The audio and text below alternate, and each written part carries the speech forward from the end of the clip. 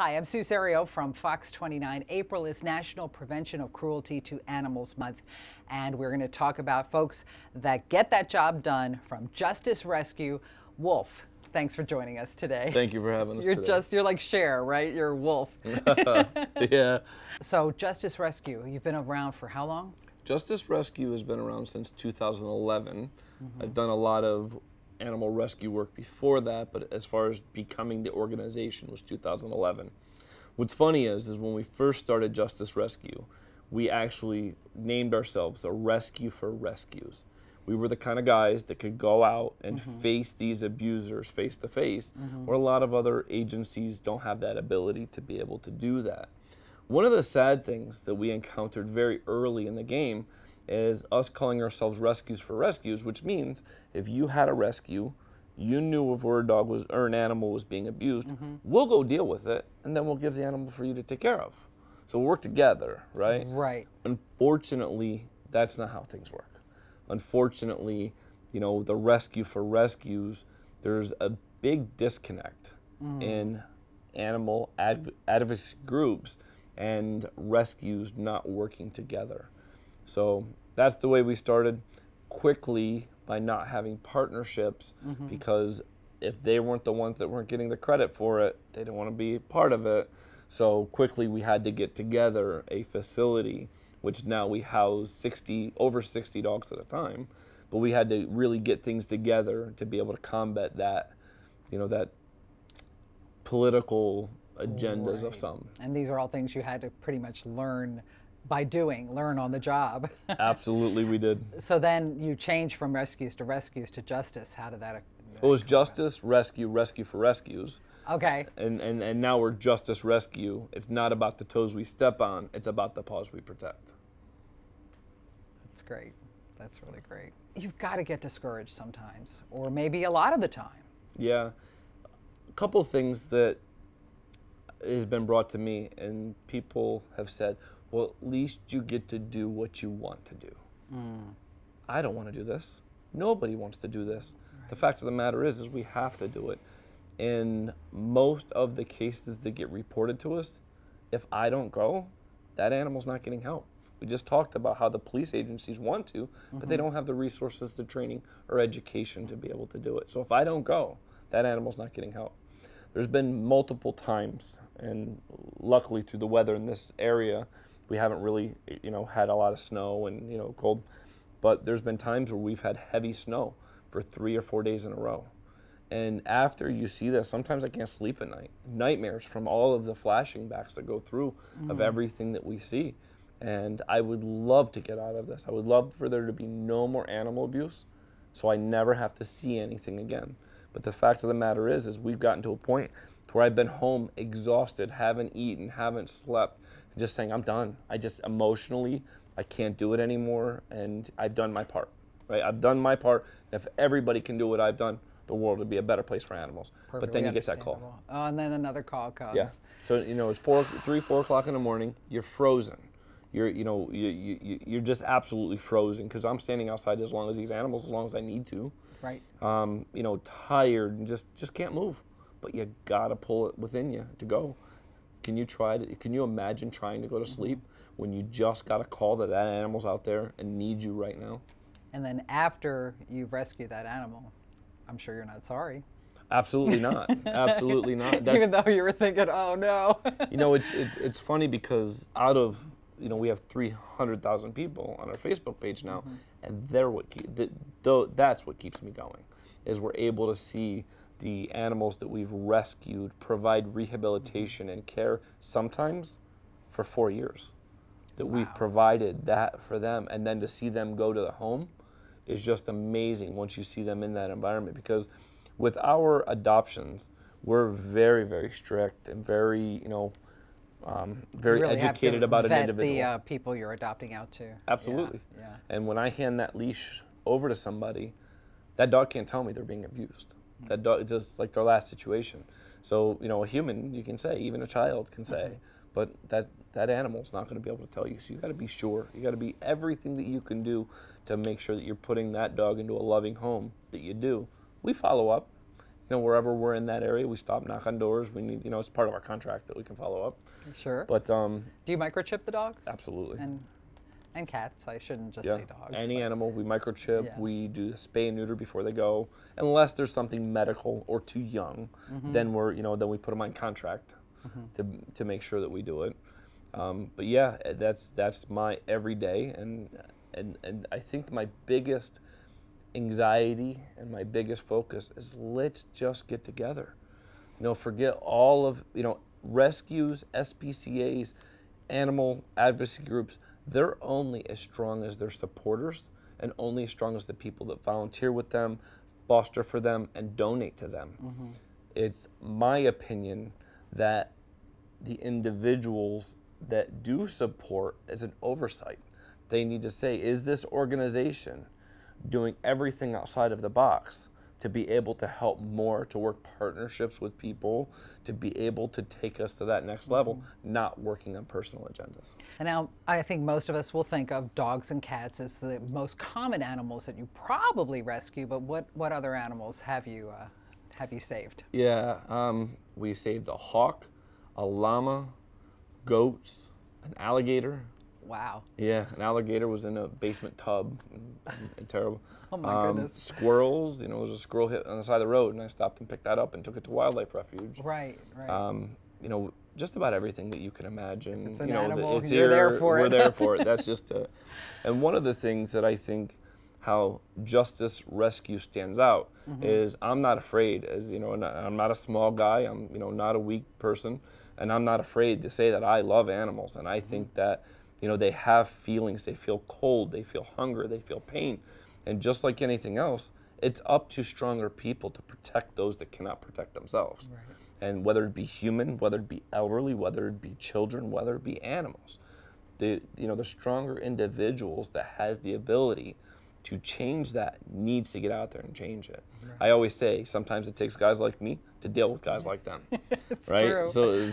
So the environment changes when you have 4 of me coming to your door. Of course, you can't do this alone, although I think you probably want to save every animal yourself. How much help do you have? Yeah, we have a couple guys that go on cases. There's only 2 of us that are actually certified officers. But that's where the relationship with the local and state police work is. Now I have such good relationships that if I have something 2, 3, 4 hours away, I can call somebody. And they'll be more than happy to go out and investigate it because they know that they have me to call to assist them through it. And all police officers have animals at home. They don't want to see the animals treated like that, but they also need to have a trusting partner that will help them legally. And knowledgeable, because you have the knowledge from your experience. Right. And in the same fashion, we don't have the experience that they have when it comes to a lot of the undercover investigations, a lot of the things. We learned so much by them. So partnering really makes the difference because once they learn it, I have police officers now that write more animal cruelty citations than anything else because they learned it, they understand it, and and they'll say, hey, I just visited this address. I don't think it's cruelty. They just need help. Can you help them? And then you have other besides your relationships with law enforcement, then relationships with places that you can send these people to help them care better for their animals. I imagine veterinarians, other rescues, and places like that. Yeah, we have partnerships with veterinarians that will give them discounted rates if suggested by us. And that's another thing, there'll be no judgment because they know that we're investigating the case. That animal will be followed up on, so they'll give them the absolute best care that they can without judgment, without worrying about that dog going home. They know that we'll do the follow-up with it. Let's bring this right down around to the beginning again. You said that you started Justice Rescue because you were going through things in your life and you found comfort in animals. So tell me, just talk about what they've given back to you that helped you in your time when you My needed life. them. Yeah. If it wasn't for animals, I wouldn't be here. And I've dedicated every bit and every waking hour to helping them since. And I plan to do that forever. If it's up to me. And one of the things I think that was impactful is when, I'm around kids, they look up to me. I'm not your normal suit and tie kind of guy, right? So when we walk in, even when we're doing our anti-bullying seminars, kids are just in awe. They're just looking like, what's this guy doing here? So, you know, when we first started our Facebook page, and this is in relation, that I would say 99% were women, very few men were on our site commenting, Interesting. doing that, right? Yeah. So I'd like to think that we assisted in making rescue cool. There's these guys out there, they're big, tough, Harley tattooed guys. Not to be judgmental about anybody, everybody is who they are. Right. But if they can do it, I can do it. If they can comment that this isn't right and they feel the love and emotion and sadness for these animals that are being abused, we can do it too. So it was funny because our comments, and we're very up, we update our page and people follow us, and even when we deliver, babies, we rescue fighting dogs that were pregnant and having babies. So people stay up with us all night. Oh. But you'd see men commenting here and there, "That's cool." Or "Good job." Okay. Right? And then they'd get everybody liking it, got 'em everybody liking it. involved. Yeah. And now we have, hundreds and thousands of men writing paragraphs, and it's okay. Like, there's nothing uncool about protecting animals and children. I think that it's more so children protection has more avenues. Right? Children youth services and all of those things. We as rescues and animal advocacy groups have not come together. And that is part of the problems that we face when your House of Representatives and your senators are putting through bills to protect these animals. Us as rescuers and animal advocacy groups are fighting the agricultural communities. We're fighting NRA with the shooting, and one of the things that I'm widely against is we still have, today's day and age, we still have pigeon shoots where they take live animals out of kennels, throw them and shoot them in the air to see how good that they can do it. So today's day and age, we can put men on the moon, and we have drones, and we have all of these things, but we can't provide protection, love, and care to animals. So by us doing it, I think that there's been a lot of other people that come out and have stood strong to not accepting that. So Wolf, I'm sure that you would love for the day to come when you don't have to do this anymore. There are no more animals that need to be rescued. Can you ever envision? I have to envision it. I have to try. I have to continue on, because like the saying goes, if it is to be, it's up to me. I'm not afraid to get in front of anybody and talk about my love and passion and compassion for the animals that suffer on a day-to-day basis. Everybody walks a different walk of life. I haven't walked the same walk as you walked, and everybody's different. But we can come together no matter what walk of life you've been in. If you love and care for animals, sometimes all it takes is a like. Sometimes all it takes is, these are my people and I'm going to support them. Walk your walk every day. Let me do the fighting. Fight with me. But at the end of the day, I have never been able to get a group. I've never been able to get a large quantity of people together and one of them tell me that they didn't want better for animals. Right. So when you take every bit, if we take this out in that street right now and we start asking people as they walk by, do you enjoy watching people hurt animals? Right? What are we going to get? It's just getting all of us together, no matter what walk of life, no matter what rescue you're in, no matter what your experiences have been. And what we get most of the time is, I'm thankful for you because I can't do it. I'm thankful for you because if I saw what you saw, it'd kill me. It kills me. Of course. Right? It kills me. But if I stop, what do they have? And if maybe they can't do it physically, they can still help you. That's it. That's right. Everybody get on board. We'll do the heavy lifting. Right. I'll be on the street every day. I'll deal with the people that are abusing animals. But I need support from the people. For when we go to the communities, when we go to the mayors and we go to the people in powerful positions, I'm not going alone. I need to say, these people agree with me. Right. And there's a lot of them in your area that agree with me. And the numbers matter. Yeah, it absolutely does. I guess social media has really increased that awareness. As you say, you keep mentioning your Facebook page. Yeah. Is that the best place for us to get in touch with you? Yeah. Facebook is where, we have websites, www.justice-rescue.com. Okay. And Justice Rescue on Facebook.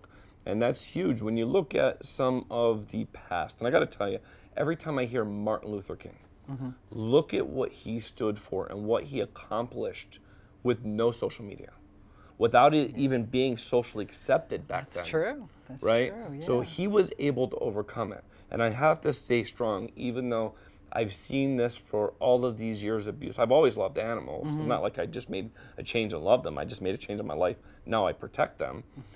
But when you really look at all of the obstacles that other people have gone, Right. I do believe that we the people, I believe that if we all just come together, and you know, it might not be your life, and it may not be their life, but if you trust me that I have the animal's best interest in mind, you can come to our page and get educated every now and then when I'm telling you this senator or this House of Representative, whoever it is voting for stricter cruelty, we can all get behind them. Right. Right? Because individuals like the NRA have their strong focus. You have the agricultural communities have their strong focus. Why can't we have ours? Absolutely. Absolutely. So we've got the Facebook page for folks who want to get in touch with you. Are there volunteer opportunities? Yeah, with it's all Justice on our Rescue? Facebook. Okay. Whether, because we need a lot of fosters. It's just like everyone that I'm able to get into a foster, we're able to bring another one in. And we do need volunteers. Part of what we do differently, I believe, than anywhere else, and I don't know of another facility in this specific area, but not only do we start with the investigations and we do the crime scene investigations, we do the evidence, we do the protection of the animals, we do all of these things, but actually on the back side of that, we have a shelter that provides sanctuary through rehabilitation and care. These animals, and specifically dogs, Right. they don't know that I'm there to help them. Yeah. They don't know that I'm going to be, their Well, love sure. and protection. If they've been from now on. abused, they can't be trusting right away. I would imagine. Right. So So we you bring have to we sort bring of them foster back. that trust. Exactly. So if by fostering, somebody's able to take one that's either never had an aggression side. Some dogs I've seen abused terribly, and all they still wanted to do was love their owner. Oh my goodness. It's amazing what if we all could be like them, right? Right. So by helping us get the animals out, we're able to provide longer sanctuary care, and we do rehabilitation, we do the coaching and counseling, making sure we find the right dog for the right home. So I believe that's another thing that separates us, and I'm not saying that to say, hey, we're great. What I'm saying is that every individual rescue, every individual agency Right. really needs to think outside of that box and get together, because that animal that we're talking about doesn't care who has it as a rescue. Right. That animal doesn't care whether there's any kind of disputes between people that disagree on an animal advocacy plan. Approach. Right. Because everybody's heart is all in the same place. They want to help animals. Right, and when you're talking about something that's so emotional, people get pretty excited about that. Oh yeah, I'm sure. So I think that's where I think that we can make the bigger difference. As I want Justice Rescue to still be successful for years to come, well after I'm gone, and I'm hoping that everyone can come together, whether you be a private individual animal lover, whether you're a rescue, whether you're an SPCA, if we just all get together and saying, forget all the politics, forget everything. And we have a motto. It's not about the toes we step on. It's about the paws we protect. Oh, so if we can all get together with that, I think that we can provide that change that the animals need. Well, I think that is, for this month of April, that's a good goal to reach for. Thank you. Thank you so much for all the great work you do for animals. Thank you for having us. Yeah, that's fabulous. So for more information, we go to your Facebook page, and what would we search on Facebook? Justice Rescue. Yeah, look for the guys with tattoos. And then your phone number's there, and everything else is probably right there on the Facebook That's page. right. We do a lot because we're national. We do a lot through emailing. Yeah. So different emails are provided depending on what avenue you want to go. Where you're located. Correct. Right. All right. So get involved. April Thank is you. National Prevention of Cruelty to Animals Month, and this is the guy that's getting it done. Thank you, Wolf. Thank you.